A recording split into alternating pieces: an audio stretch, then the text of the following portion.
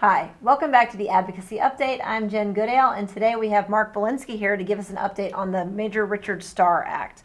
And before we jump into it, just tell us quickly, what is the Major Richard Starr Act? So the Major Richard Starr Act is a bill to support combat injured.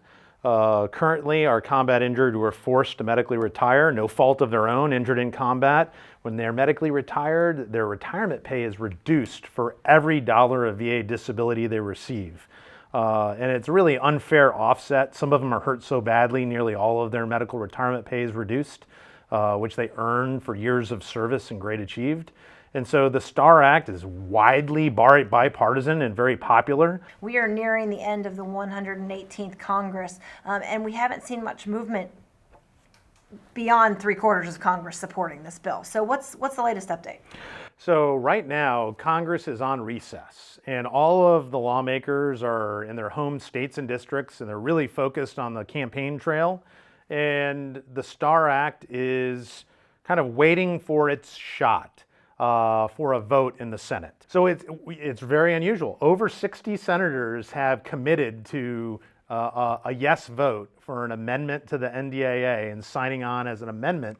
That means that if there's a vote, it would pass. And so that's what's heartbreaking as we start to hear Senate leaders talking about, well, maybe we're not going to allow any amendment votes and debate to avoid contentious issues and just kind of conference at staff level. And so that's disappointing. So it's important for our members right now to reach out and ask their lawmakers to make sure that their leaders allow a vote. It deserves a vote. It's like a procedural maneuver to avoid debate and voting on contentious topics. And it's frustrating. It's avoiding due process and regular order. And there's still an opportunity this year for voters and constituents to influence their lawmakers and ask them the simple question, please support a vote. Let this have a vote this year. So make sure you visit our Legislative Action Center and smash down that call to action on the Major Richard Starr Act and urge your lawmakers to demand a vote.